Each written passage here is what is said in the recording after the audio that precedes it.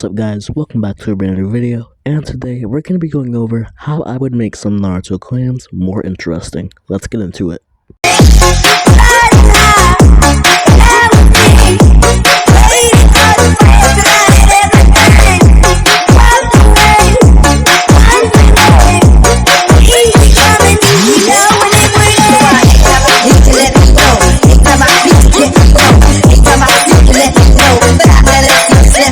The first clan we're going to be starting with is actually going to be the Hyuga clan, and how I'll be making the Hyuga clan more interesting is by actually having the Byakugan have evolutions. I'm not exactly sure what I would call these evolutions, or if they could all just be the Byakugan but at different stages, but basically I'm not sure the exact powers I would use, but I do know for the first stage it would be like the most basic Byakugan powers, and like you would only be able to use up to 64 palms, and like just the more basic stuff. Well, when you get into the middle tier, you'd be able to use up to 128 palms as well as rotation. So when we would start the series, Hinata would have the first stage of the Byakugan, while Neji would actually have the second stage. When it comes to the third stage, you'll be able to use the 256 palms. I'm not really sure what other abilities I would put in it, maybe the air palm, but yeah, it would just be more advanced abilities.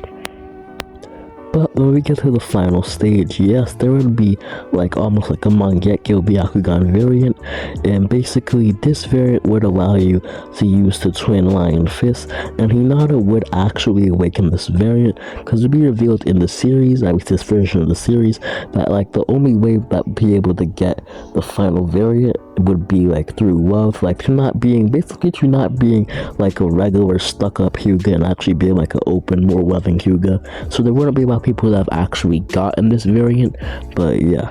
When it comes to the design for these stages, for the first stage it would be the normal Byakugan that we see in part 1 of Naruto. For the second stage, I would actually use the design of Himawari's Byakugan, because her design of her Byakugan is actually different, more unique from other Hyugas. For the third stage, you could use the design of the Jogan, and for the final stage, you could use the Tenseigan design, although I might make it a bit more simple, just to look more like a Byakugan. So now getting on to our next clan, it would actually end up being the Namikaze clan, Minato's clan. And although Minato's clan isn't really shown to be much of a clan in the actual series, this would change a bit here. So the first change would be that the Namikaze clan would be around since the Warring States period, and I'm actually going to be taking away the fact that Tobirama created the Flying Raijin, and I'm going to be saying that the Flying Raijin was something that was created by the Namikaze clan. This might be a bit disappointing to some fans, but Tobirama's already a pretty awesome ninja, and you can just give him something else, or make his water style his main thing even more than it is in the original timeline. But yeah, I'm gonna take it away from him and say that the Namikaze clan actually created the Flying Raijin. Although the Namikaze clan created the Flying Raijin, it would still be Minato who would be able to use it to its fullest potential. And something that I would add to the Namikaze clan is that I would have it that basically the Namikaze clan was actually a pretty decently sized clan, not super big, but a decently sized clan, and instead of just joining one village, they would actually keep the fact that they were the Namikaze clan a secret and have several members in each village, and during the Third Shinobi World War, they would actually try and take over the entire Shinobi system by using the fact that they have Shinobi in each village, but it would actually end up failing, causing the fact that there wouldn't be many Namikazes left in the world. Now before we get into the final changing clan, I want to do a bit of an honorable mention with the Uchiha clan. The Uchiha clan is already a pretty cool clan, so there's not a lot that I need to change about them. But I actually want to give the Uchiha clan their own summoning.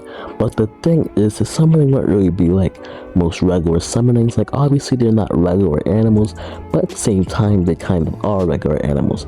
Basically, the Uchiha's clan summoning would be a bird, but it would be any regular bird. It would be a phoenix. I kind of like the idea that they would have to bite their thumb, drawing their blood before using the blood with the hand signs in order to actually summon the phoenix. And I would create this thing where basically the phoenix basically has to deem you worthy, so you might actually, there is a chance that you can lose the phoenix and that act, and it would be taken away from you. So basically, Sasuke would lose the phoenix when he leaves the village. Fugaku would leave the village when Fugaku would lose the phoenix when he starts to plan the coup, but Itachi would actually keep the phoenix all the way throughout the series, as although he doesn't mess up stuff, his ideals were true. But now onto some major changes for the final clan. We're gonna be taking the Uzumaki and making them more interesting. You see, the Uzumaki have always been talked about as this really cool clan, this really powerful clan, but I feel like we never really actually got to see a lot of that, and although Funjutsu is cool, we don't really get to see it to its fullest potential. I think that Uzumaki are a bit overrated, but with these changes I'd be able to change that.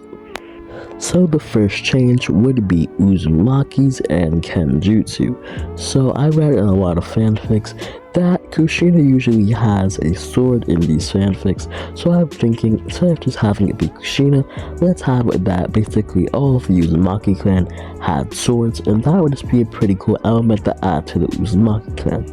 And something that really should be in the Uzumaki clan, I don't understand why it's not, it really should be though, is that every Uzumaki clan member has water style. They can have a little chakra nature too, but every Uzumaki clan member has water style, just like how every Uchiha clan member has fire style. It just makes sense considering that the Uzumaki clan's village was called the Whirlpool Village. Now this final change that I would add to the Uzumakis is one that I actually think is pretty cool. So basically, there will be this thing where not every Uzumaki will be able to get it, but if you are deemed worthy enough for something like that, basically the Shinigami would come to you instead of you summoning it. But basically, if you allowed it, the Shinigami would make a deal with you where basically, as long as you are trapped in its belly after you die, he will basically grant you special powers. So it'll basically be like this own like really cool Shinigami mode basically that will grant some really cool special powers. I'm not sure the exact powers or anything like that, but it'll just be a really cool boost and amp. It'll just be a really cool thing having like basically like a Shinigami chakra cloak, and as long as you agree to be able to be sealed inside the Shinigami after your death, you will be granted basically Shinigami powers. But that is how I would change some Naruto clans. Hope you guys found this video interesting. I know I talked a bit fast and rambled a bit, and I'm gonna try and improve on that, but hope you guys enjoyed, and I'll see you guys next time. Peace.